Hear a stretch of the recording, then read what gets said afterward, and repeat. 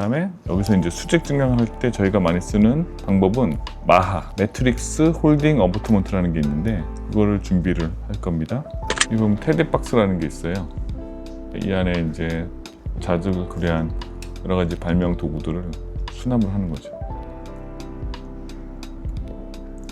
이게 마하예요. 이렇게 생겼고 1.2 헥사 드라이버로 마하를 잡으면 이렇게 잡혀요. 마하가 떨어지지 않는 거죠. 26번에다가 마하를 연결을 해요. 오케이? 연결. 마하는 이중으로 가지고 있어서 뚜껑이 있어요. 뚜껑. 둘 다 1.2예요. 드라이버를 1.2로 다 잡는 거야. 그러니까 딴 거보다 편하죠. 이거 일단 잠깐 준비해 놓고요. 그 다음에 27번에는 힐링을 연결할 거예요. 커버 스크루를 쓰지 않는 이유는 커버 스크루를 쓰면은 임플란트 GBR 후에 언커버링, 커버 스크루 찾기가 어렵잖아요. 그래서 여기는 2.0 진지발 하이트를 가진 힐링을 그냥 연결하는 거예요. 그래서 26번은 마하, 27번은 2mm 높이 힐링, 둘 다 2mm 높이, 2mm 버티컬 오그멘테이션 하겠다는 거예요. 티타늄 매트릭스를 준비를 했죠.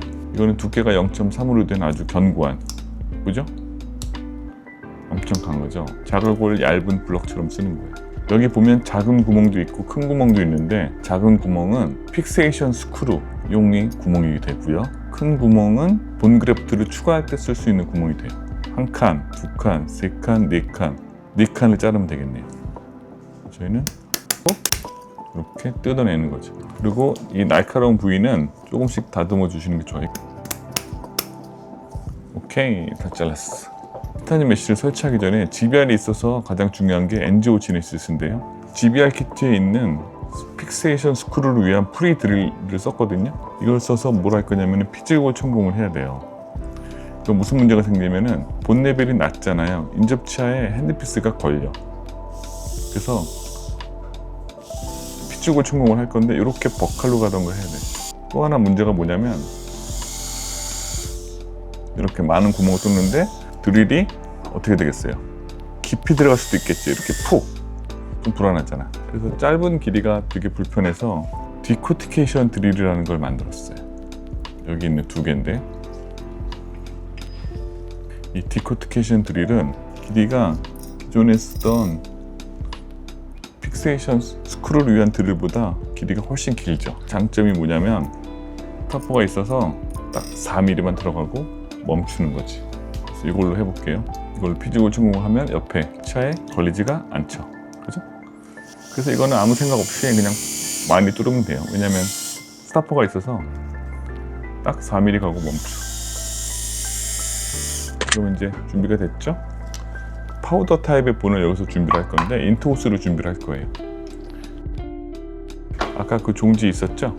여기다 같이 수화시킨 거예요. 이렇게. 자, 그 다음에 이제 판막을 덮어야 되기 위해서 골막 절개를 하게 돼요. 미코 진지발 정션을 잡고요.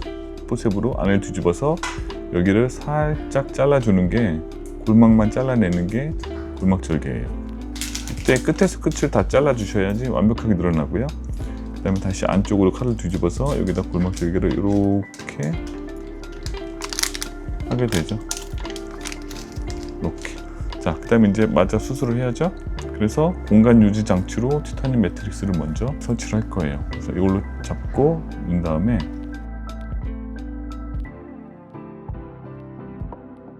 큰 구멍에 할 거예요. 손으로 꽉 조이고 됐어요. 좁아서 안 흔들리면 되는 거예요. 이렇게 놔줘.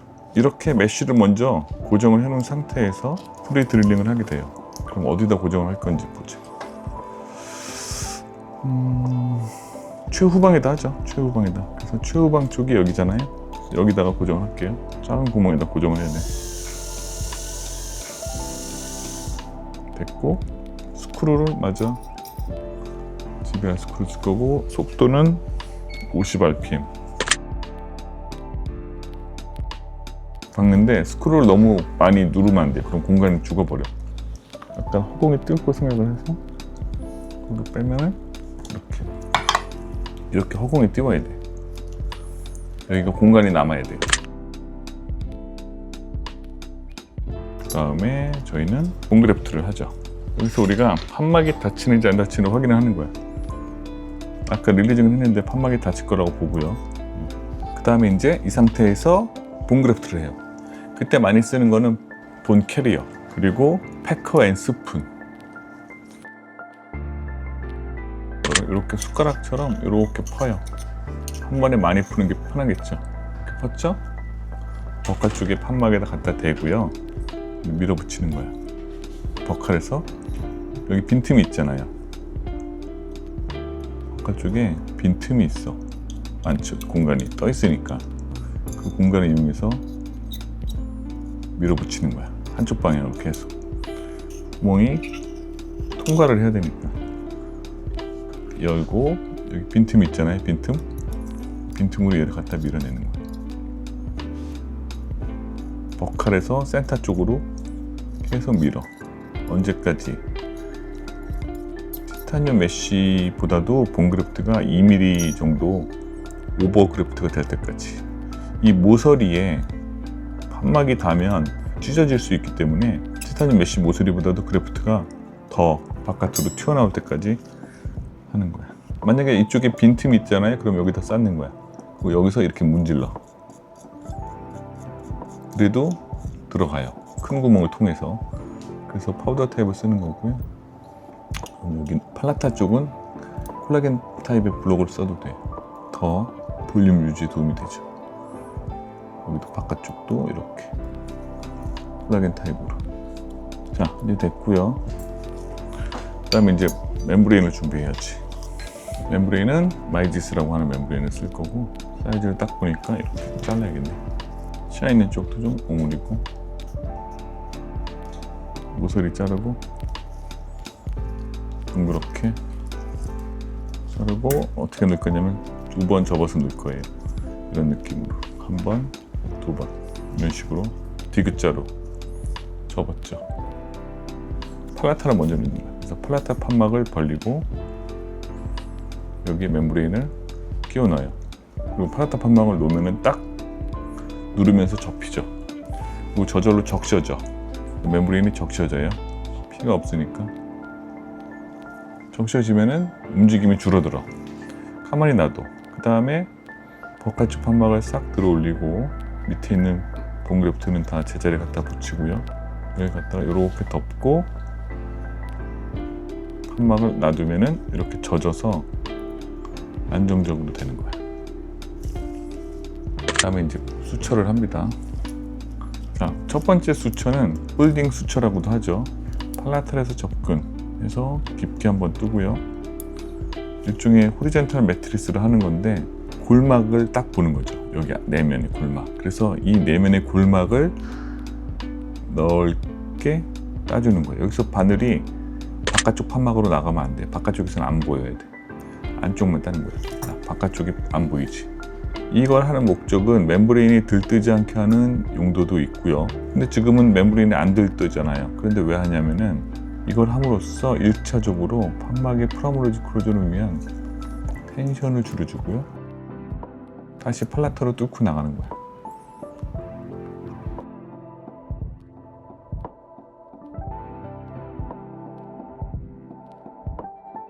이렇게 해서 실이 두 가닥이 멤브레인을 누르게 되고요. 여기서 주름 있는 거는 좀 펴줘야지.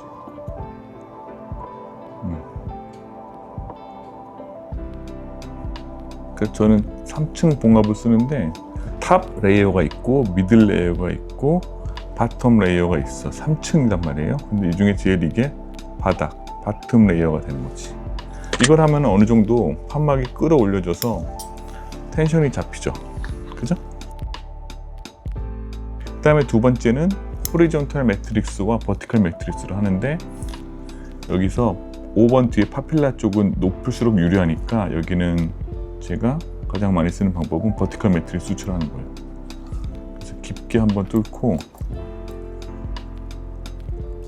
버칼이 깊게 나가요. 멀리 두 번 뚫죠. 그래서 실이 돌아와서 얕게는 2mm 정도나 3mm 정도 얇게 뚫어요. 그래서 카필라를 얇게 뚫고 돌아가죠. 그다음에 한 번 더 돌아가. 멀리 가까이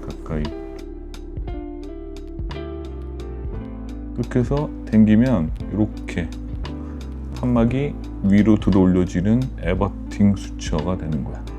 그럼 이것도 텐션도 줄여주고 카필라도 높이 세워주고. 그럼 중간에가 벌어졌잖아. 여기는 또 마찬가지로 에버전을 위한 수처, 호리젠탈 매트릭 수처를 하는 거야. 이것도 방향이 멤브레인 뚫지 않게 딱 잡고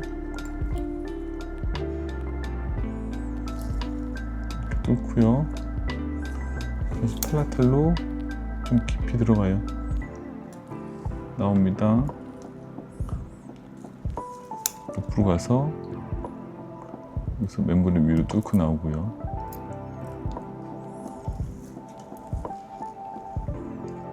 잡았죠? 3개 뚫었죠? 이제 하나 더.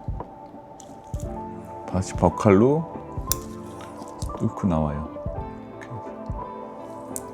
이거를 하면은 텐션을 줄여주는 봉합이 되는데, 이걸 여전히 하고 나서도 판막은 완전히 다치진 않아요. 왜냐하면 이것도 텐션을 줄여주지 마진을 만나게 하는 수초는 아니기 때문에, 마진을 만나게 하는 수초는 이제 마지막 탑 레이어가 되는 거죠.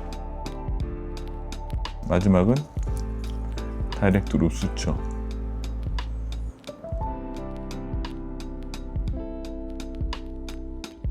최상부 탑 레이어를 봉합을 하면은 3층으로 봉합을 하는 게 되는 거예요. 아시겠죠? 3층. 그렇게 하면은 텐션이 없는 프라이머리 클로저를 얻을 수가 있고, 가장 중요한 거는 골막을 충분히 절개해서 판막을 늘게 하면 돼요. 그래서 여기까지 실습하시면 돼요. 이게 20번대의 사이너스와 버티컬 본 오그멘테이션. 26, 27 수직 증강을 했잖아요. 그리고 판막을 많이 늘려서 프라이머리 클로저 해주게 되면 환자분이 당연히 72시간 동안 부종, 스웰링이 생기죠. 그러면 판막이 열릴 가능성이 높아요. 부종을 줄이려면은 우리가 아이스팩을 쓰기도 하고, 그다음에 먹는 약을 주기도 하는데, 제가 잘 쓰는 방법은 덱사메타손이라는 걸 쓰는 거예요. 이거를 쓰면은 부종을 확실히 줄일 수 있어요. 그래서 1cc 주사기를 이용해서 덱사메타손을 뽑아줘요. 전체를 다 뽑아야 1cc. 그래서 이 덱사메타손을 어디다 주사하냐면은 이쪽 칙, 뮤코자 쪽에 멤브레인을 피해서 여기에 주사를 해주는 거야. 멤브레인 다 찌르면 안 되고요. 그래서 이걸 주사를 해주면은 부종을 확실하게 줄일 수가 있습니다. 덱사메타손 수루의 부종 방지를 위해서 당일날 한 번만 줍니다. 여기까지 닥터 테리였습니다.